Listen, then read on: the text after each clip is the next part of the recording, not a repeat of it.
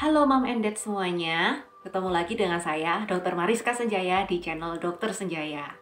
Nah, di channel ini saya akan membagikan berbagai tips-tips untuk menangani anak-anak berkebutuhan khusus berdasarkan pengalaman dari saya dan tim saya di komunitas protokol Dokter Senjaya. Buat Mom and Dad yang baru bergabung di channel ini, jangan lupa untuk klik tombol like dan subscribe agar tidak ketinggalan video-video menarik selanjutnya. Sebenarnya masalah picky eating ini umum dialami oleh sebagian besar anak berusia 2 sampai dengan 5 tahun. Kalau di video sebelumnya, saya menjelaskan bahwa masalah picky eating ini bisa disebabkan karena alergi makanan, karena kemampuan sensorik dan motorik di daerah rahang dan mulut anak itu masih belum berkembang dengan sempurna, serta kekurangan mineral-mineral tertentu misalnya zinc. Bagi Mom and Dad yang belum nonton videonya, bisa nonton video tersebut dengan klik link di atas ini. Picky eating juga bisa disebabkan oleh jadwal makan yang tidak teratur, makanan yang masih terasa aneh di lidahnya anak, karena anak itu mungkin masih terbiasa sama rasanya asin, dan juga bisa disebabkan karena anak itu kekurangan zat besi yang menyebabkan papila atau indera pengecap di bagian lidahnya ini masih kurang berkembang dengan baik.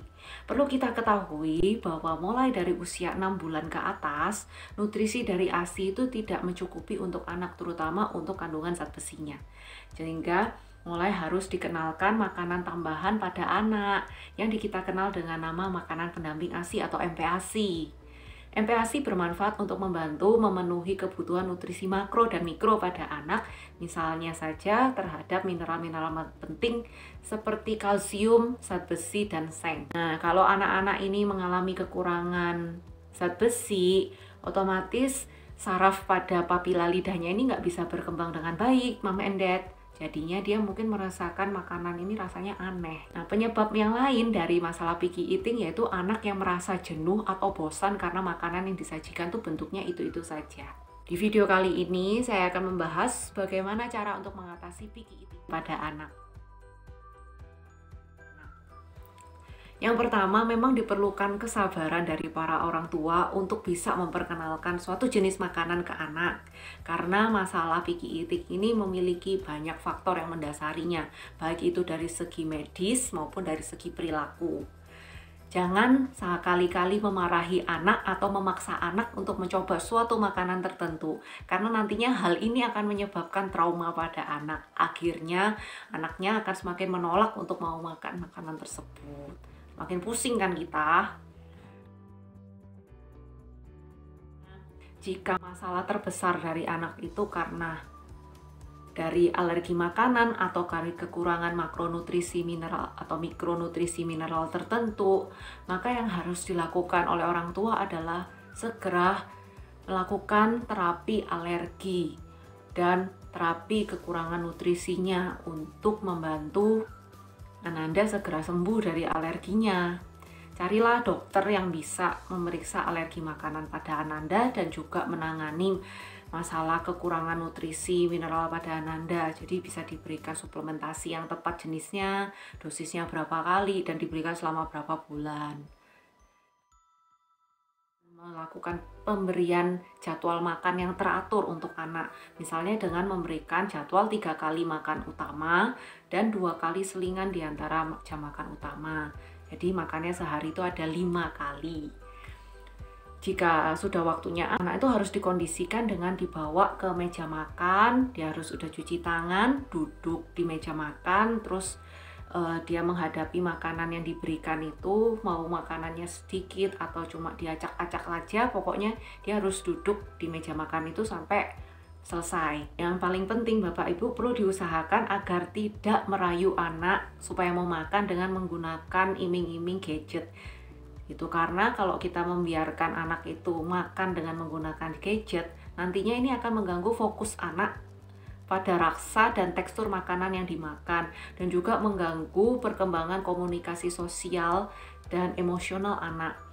Menggunakan gadget pada saat makan bisa menyebabkan anak itu nggak fokus pada makanan yang lagi dia makan, dan bisa menyebabkan anak jadi lebih mudah tersedak. Dan kalau dia terlalu fokus pada gadget, pada tontonan yang dia lihat di layar gadgetnya, ini menyebabkan anak ini jadi minim interaksi dengan anggota keluarga lainnya pada saat makan, dan juga dia jadinya nggak tertarik sama orang-orang yang ada di sekitarnya. Jadi kalau bisa, meskipun anaknya itu rewel, nggak mau makan, jangan sekali-kali mengizinkan anak untuk menggunakan gadget pada saat makan ya Bapak Ibu. Perkenalkan jenis makanan yang baru itu satu persatu. Meskipun Mom and Dads itu sangat bersemangat untuk ingin segera memperkenalkan berbagai jenis makanan yang bergizi ke anak, tetapi berilah kesempatan bagi anak itu untuk mencerna dulu. Berilah anak itu kesempatan untuk berkenalan dulu sama makanannya. Perlu kita ingat bahwa biasanya diperlukan 10 sampai dengan 15 kali percobaan sehingga anak itu terbiasa dan mau memakan makanan yang baru. Dad bisa mencoba menyajikan setiap jenis makanan yang baru itu dengan bentuk-bentuk yang menarik. Misalnya dengan dipotong kecil-kecil sesuai dengan ukuran yang bisa dipegang oleh anak. Atau kalau ada makanan yang bentuknya itu bulat, itu usahakan agar jangan diberikan dengan bentuk bulat segitu aja, tapi dipotong-potong dulu. Misalnya seperti buah anggur itu bisa menyebabkan anak itu tersedak kalau nggak kita potong dengan baik. Jadi biasakan kalau kita mau memberikan makanan yang bulat kecil-kecil tuh seperti anggur, bakso itu kita potong dulu. Terus kalau anggur ya bijinya kita buang dulu supaya anaknya nggak tersedak. Dan kalau kita mau menyajikan makanan yang tersebut ke anak, kita bisa membuat anak itu semakin tertarik dengan menggunakan alat makan atau piring yang warnanya cerah, terus mungkin bergambar tokoh-tokoh kartun yang dia sukai. Terus kita mungkin bisa kasih dia alat makan yang khusus gitu, yang membuat hati dia senang waktu dia mau mencoba makanan itu. Jadi jadikanlah aktivitas untuk makan ini sebagai aktivitas yang menyenangkan, bukan penuh tekanan gitu. Jadi kita waktu menemani dia makan itu juga nggak boleh sambil cemberut, marah-marah, merengut gitu. Jadi kita selalu usahakan bahwa suasana hati kita itu happy. Cara yang selanjutnya yaitu berikanlah role model pada anak. Anak itu perlu melihat bahwa orang lain itu juga makan makanan yang baru itu dan menyukai rasa makanan yang baru. Karena biasanya anak ini paling cepat belajar dengan cara meniru.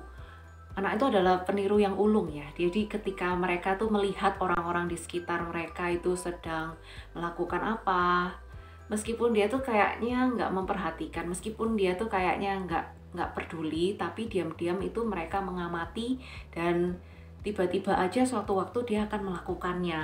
Oleh sebab itu, kita bisa menggunakan berbagai kesempatan untuk mengajarkan banyak hal pada anak-anak. Misalnya kalau kita mau mengajarkan anak itu untuk menyukai suatu makanan, Bapak bisa saja dengan waktu bukan waktunya dia yang makan, misalnya kita orang dewasa yang makan, kita makan, kita tunjukkan ke dia bahwa kita menikmati makanan tersebut, kita suka sama makanan itu. Kita mungkin bisa sedikit melebih-lebihkan reaksi kita waktu kita makan, misalnya enak sekali ya, wah bunda suka sekali makanan ini, bunda suka sekali sayur brokoli ini gitu. Jadi kita buat aja kayak sepertinya wah makanan itu adalah makanan paling enak sedunia. Jadi anak ini akan melihat gitu. Ya meskipun caranya ini terdengar unik ya Bapak Ibu, tapi ini biasanya berhasil. Kalau misalnya anak-anak ini melihat bahwa Mom and Dads itu tidak suka sayur, atau mungkin ekspresi muka kita berjengit ketika kita makan suatu makanan tertentu, otomatis mereka itu akan mengingat itu di dalam pikiran bawah sadar mereka. Dan ketika kita memberikan makanan itu kepada mereka, mereka otomatis langsung menolaknya. Oleh sebab itu kita perlu sedikit bermain sandiwara. Kalau kita mungkin ada ingin memperkenalkan suatu makanan atau buah-buahan atau sayur ke anak kita, yang mana kita sendiri mungkin nggak terlalu suka, kita bisa mungkin belajar dulu untuk menyukai makanan tersebut. Maksudnya kita lakukan searching dulu apa sih manfaat makanan ini untuk kesehatan kita, kenapa kita harus suka, mungkin karena banyak vitaminnya, mungkin karena banyak gizinya. Jadi kita mencoba untuk melatih diri kita sendiri dulu agar kita bisa menjadi role model yang baik bagi anak kita. Kita juga bisa mencari teman makan untuk si kecil, misalnya dengan kita mengajak saudaranya,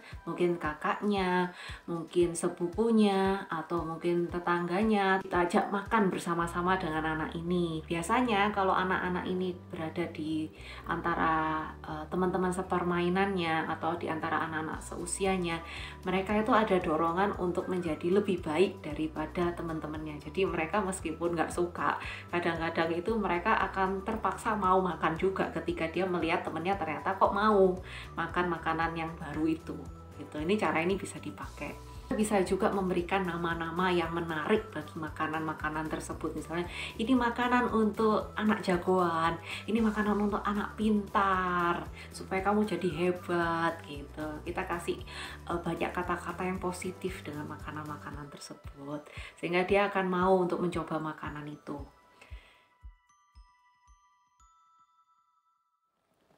Izinkan anak untuk mengeksplorasi dulu makanannya sebelum dia mau benar-benar memasukkan makanan tersebut ke mulutnya. Jadi mungkin awalnya anak ini akan belajar untuk megang-megang dulu bagaimana tekstur makanan ini. Terus mungkin kadang dibuat main dulu, disusun-susun dulu sama dia, atau kadang ada yang dilempar-lempar. Ya itu untuk sementara nggak apa-apa. Jangan langsung buru-buru dimarahin, aduh kamu kok lempar-lempar makanan gitu, jangan.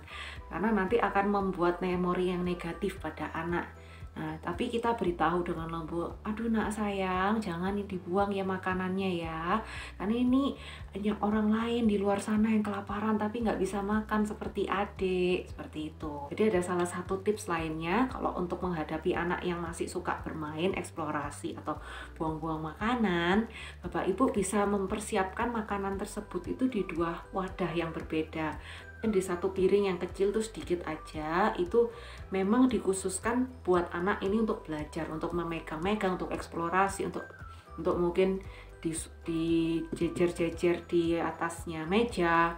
Tetapi di piring yang lain, Bapak Ibu tuh sudah mempersiapkan makanan yang sama untuk diberikan ke anak, mungkin disuapin waktu dia sambil main. Kita bisa tetap memberikan makanan itu ada yang masuk ke dalam badan anak meskipun ada yang dibuat main.